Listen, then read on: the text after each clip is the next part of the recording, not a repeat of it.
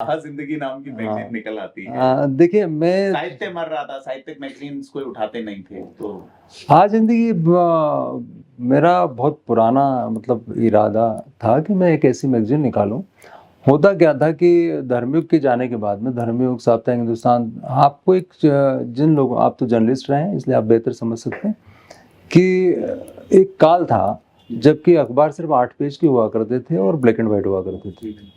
और black and white अखबार घर पे आते थे 8 पेज के, उसमें कोई रंगीन सप्लीमेंट नहीं होता था, फोटो रंगीन नहीं होता था। और ऐसे टाइम में आपको पत्रिका, अब टीवी भी नहीं होते थे, तो आपको पढ़ने के लिए कुछ चाहिए होता था, कहानी, कविता, तो आप या तो पल्प उपन्यास पढ़ते थे, उसी वक्त पत्रिकाएं भी पढ़ते थे। लोगों को घर सरिता, मुक्ता, धर्मयुग, साप्ताहिक हिंदुस्तान, पराग, चंदन, नंदन, है ना, इस तरह की मैगजीन आती थी। हाँ, चंदा मामा, ये सब मैगजीन्स आती थी और ये सब लोग उसको पढ़ते थे। लेकिन जैसे जैसे टेक्नोलॉजी आगे गई तो 4 पेज के सप्लीमेंट आने लग गए। 4 पेज के सप्लीमेंट आने लगे तो धर्मयुग में भी वही छपता था कि लतीफ़े छपेंगे, हास्य व्यंग छपेगा, एक कहानी छपेगी, एक सीरियलाइज होगा, एक कोई कवर स्टोरी छपेगी, हाँ बिल्कुल, एक कार्टून कोना छपेगा। तो ये सब चीज़ें जब छपती थी, उन सब चीज़ों को रिड्यूस करके अखबारों में डेली छपने लगी। हाँ, अब आपको सप्लीमेंट में वो सब चीज़ मिल जाती तो फिर आप अलग से मैगजीन क्यों खरीदो? फिर आप वो धारावाहिक विमल मित्र का खरीदी कौड़ियों के मोल साप्ताहिक हिंदुस्तान में क्यों पढ़ो जबकि आपको शांति धारावाहिक टीवी पे दिखाई दे रहा है? तो धीरे धीरे जो डाइवर्जन हुआ तो उससे लोगों की पढ़ने की रुचियां तो अंतर आई ही, उनका एक्सपोजर भी बढ़ गया। अब यानी आप लोगों को मुझसे ज़्यादा जानकारी है, आपकी जनरेशन को, और आपकी जनरेशन को मुझसे कई कई गुना जानकारी है। आप लोग की है या नहीं उस पे, लेकिन टेक्नोलॉजिकली आप रिच हैं। आपको मालूम है कि स्कॉटलैंड कहाँ है, आपको मालूम है कि अमेरिका क्या चीज़ होती है। वरना पहले हम लोगों के लिए आप लास्ट पेज पे विज्ञापन छपता था कि ये जो है अमेरिका यात्रा पर जाएंगे 3 दिन के लिए, तो विज्ञापन छपवाते थे लोग। बहुत बड़ी चीज़ होती थी हवाई जहाज में बैठना। मेरे को किस्सा याद आया। एक मित्र थे जो हवाई जहाज में, उनके लिए किसी ने टिकट की व्यवस्था की। तो उन्होंने कहा कि तुम भी मेरे साथ चलना, तुम्हारी भी मैं टिकट की व्यवस्था कर लूंगा। तो उनका दूसरे वाले की टिकट की व्यवस्था हो नहीं पाई, सेठ जी ने किसी शादी में बुलाया था। तो जोधपुर से मुंबई फ्लाइट शुरू हुई थी। तो जोधपुर छोटा सा एयरपोर्ट है, तो वो अब एक मित्र चले गए, दूसरे को छोड़ गए। तो वापस आते जब वो लौटे तो वो जो मित्र पीछे छूट गए थे उन्होंने विज्ञापन छपवाया। वाह, मैं जालोर में हुआ करता था, हमें मैनेज किया, बोले नाम नहीं छपे।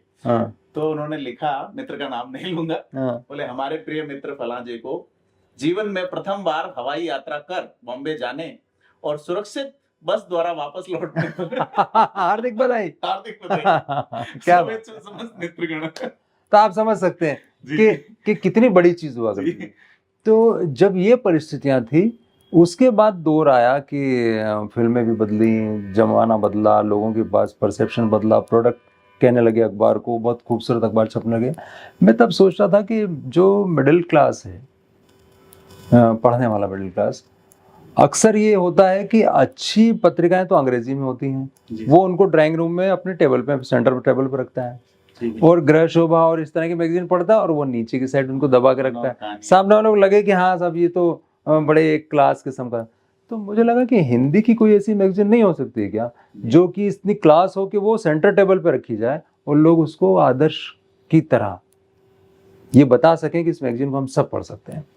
तो ये कल्पना थी मेरे दिमाग में। और दूसरा, मुझे मेरे मन में हमेशा एक चीज़ रही है, लाइफ को देखना, लाइफ स्टाइल को नहीं। मैं जीवन शैली की बजाय जीवन को ज़्यादा गहरे से देखना चाहता हूँ, क्योंकि जीवन शैलियाँ तो बदलती रहती हैं जगह के हिसाब से, ज़िंदगी नहीं बदलती। क्योंकि आप प्यार करते हैं तो प्यार एक इमोशन है, वो उसकी शैली बदल सकती है। आप गुस्सा करते हैं, उसकी शैली बदल सकती है, आपके कपड़े बदल सकते हैं, लेकिन आप नहीं बदल सकते। इंसानियत एक ऐसी चीज़ होती है। तो ज़िंदगी को आप गहरे से हमेशा देखो तो आपको लगे इमोशन से एक बहुत बड़ी चीज़। यानी मैं आपको बताता हूँ, हमने जो ईमानदारी पे इशू निकाला अगर, तो उसके पीछे मेरा उद्देश्य क्या था, ये नहीं बताना कि ईमानदार कैसे होना चाहिए, ये बताना कि बेईमान होने से बचे कैसे।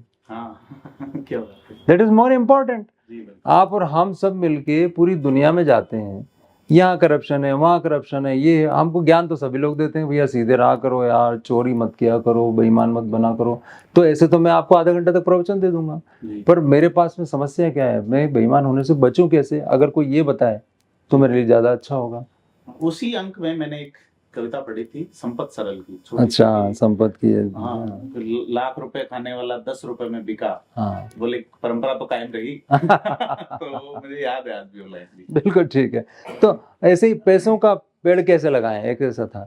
तो उस वक्त भी अच्छा हम लोग गेस्ट था, फिर मेरा ये सोचना था कि जैसे अभी आप मुझसे बात कर रहे हैं, तो हो सकता है कि आप तो आउट ऑफ प्रेम जिसको कहते हैं, आपने सोचा हो कि भाई चलो इनसे बात करते हैं, लेकिन कुछ योग्यता की वजह से हम बात करते हैं। तो मुझे लगा कि पैसों के लिए टाटा से बात करनी चाहिए, रतन टाटा, क्योंकि पैसा खरा होना चाहिए, इसका भी एक परसेप्शन बड़ी चीज है।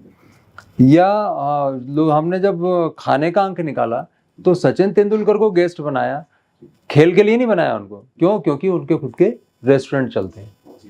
अब ये बहुत कम लोगों को पता है रेस्टोरेंट चलते हैं, तो ये उनको उसके बारे में बात करना चाहिए।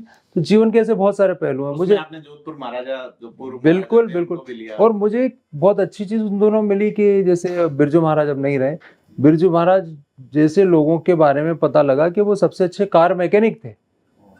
जी सर। अब ऐसे दूसरे पहलू जो जीवन के थे उनको ढूंढने के लिए हमने पूरे पेज सुरक्षित किए। आपका वो ज्योतिष वाला अंक, हाँ, ज्योतिष वाले अंक में भी मैं खुद गया सब लोगों के बीच में। बिलवाड़ा की वो क्या, कारोई वाले जो थे उनके पास गया मैं, भृगु संहिता देखी मैंने, नाड़ी वाले मिले मेरे को। क्योंकि किसी भी चीज को देखना वैज्ञानिक नजरिए से, सिर्फ किसी को रिजेक्ट करने से दुनिया नहीं चलती। आप किसी के बारे में अच्छा बुरा कह सकते हैं, किसी को खारिज कर सकते हैं, लेकिन जब तक आप उसको जानते नहीं तब तक उसके खारिज करने का कोई आधार ही नहीं बनता। तो इस तरह से मेरे ख्याल से लोगों का प्रेम इतना ज़्यादा उस मैगजीन को मिला, क्योंकि बहुत दिनों में उनको एक कंप्लीट नॉलेज के साथ में पर्सपेक्टिव देने वाली लाइफ के बारे में, जो जिंदगी की अच्छी बातों को कैसे उठाया जाए इसकी ताकत देती थी। तो मैंने 3 साल में वो, ये अभी भी रिकॉर्ड है कि 1,36,000 कॉपी। उसी संस्थान में काम करता था। हाँ। जब आप की जो ओनर थे उन्होंने ये कहा कि मैं पैसा पानी में डालने के लिए तैयार हूँ, ऐसा कुछ हुआ था? नहीं, ऐसा कुछ नहीं है, पैसा पानी में डालने जैसी कोई बात नहीं है। ये मेरी जिद थी और मैं उसी के लिए उस मैगजीन में गया था। और ये जरूर है कि उस मैगजीन को मैंने तय किया था, और ये उनका उस दौर में कैसे मालिकों को लगा कि हिंदी की ऐसी नहीं लग रही। देखिए ये उस मैनेजमेंट की खास बात ये थी कि उसने मेरे विश्वास में विश्वास किया। क्योंकि एक चीज मैं आपको बताना चाहता हूँ कि बहुत लोगों को एक गलत फहमी होती है कि इस दुनिया में अच्छी चीजें नहीं चल सकती, या अच्छी चीजें कोई खरीदता नहीं। लेकिन आप उन अच्छी चीजों के बारे में अच्छी तरीके से बताएंगे तो आप कन्विंस कर सकते हैं। मैंने मैनेजमेंट को कन्विंस किया कि ये ऐसा होगा तभी चलेगी। जी बिल्कुल।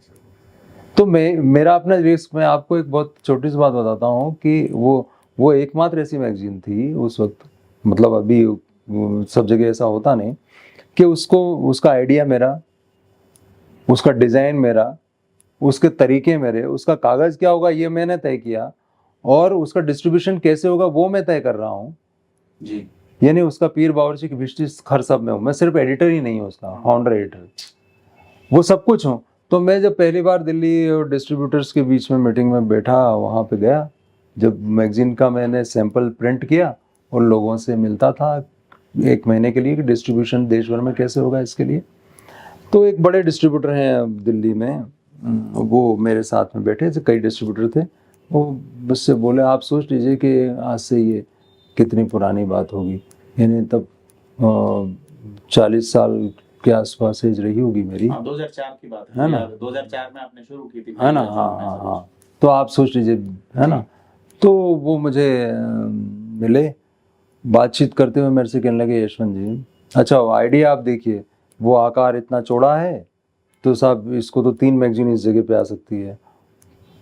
जी हाँ, आकार। बाद में ये कहने लगे कि नहीं साहब ये तो एक्सक्लूसिव है, आज जिंदगी नाम है। तो एक सज्जन ये फरमा रहे थे कि भैया इसके तो 2 अक्षरों का नाम होता है, एक ही अक्षर से चलता था। मैंने कहा ठीक है, ये ऐसे ही रहेगा।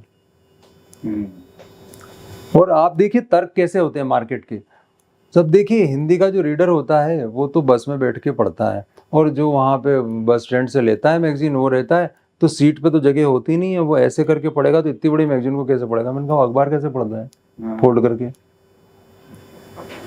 लेकिन उनके अपने परसेप्शन है, वो कोई भी चीज आपको नहीं ये। लेकिन एक बात ध्यान रखनी चाहिए, जहां भी आप पब्लिक मीडियम में जाएंगे ये समस्या रहेगी। सिनेमा में आप कुछ नया बनाने जाएंगे तो आपको सबसे पहले वो यही कहेगा कि जय संतोषी में चल रही है, आप वो क्यों नहीं बनाते। हाँ जी, बिल्कुल सही बात है। तो आपको अपना कर्तव्य भी तो है कि आप उस चीज़ों करें। वो एक बड़े थे, उन्होंने कहा मुझसे कि साहब आपकी उम्र तो बहुत कम है, मेरी उम्र आप मेरा अनुभव देखिए, ये मैगजीन पिट जाएगी, धर्मी सब खत्म हो गए, आप अपना करियर क्यों दाव पे लगा रहे हो, रिस्क में खत्म हो जाएगा इस कम उम्र में आपका करियर। ये उन्होंने मुझे कहा था। मतलब मार्केट में मेरे लिए कोई जगह नहीं रहेगी एक प्रयोग खत्म होने के बाद। तो मैंने उनसे कहा कि सर देखिए, अभी अगर आप ले रहे हैं तो ठीक है, अगर आप 3 महीने बाद आएंगे तो मैं आपको एजेंसी नहीं दूंगा। That was my confidence. तो क्योंकि मुझे विश्वास था, और 1,36,000 का ABC तीसरे महीने उसके पास था, जो कि इम्पॉसिबल माना जा रहा था जर्नलिज्म में, खासतौर से मैगजीन जर्नलिज्म में, और अभी भी इसीलिए वो उदाहरण। तो उसमें कोई ऐसी, मतलब मेरे ख्याल से मैंने कोई चमत्कार नहीं किया, लेकिन चीज़ों को चुनने में आपकी जो इच्छा होती है उसको पूरा करने की कोशिश की, यही बात थी।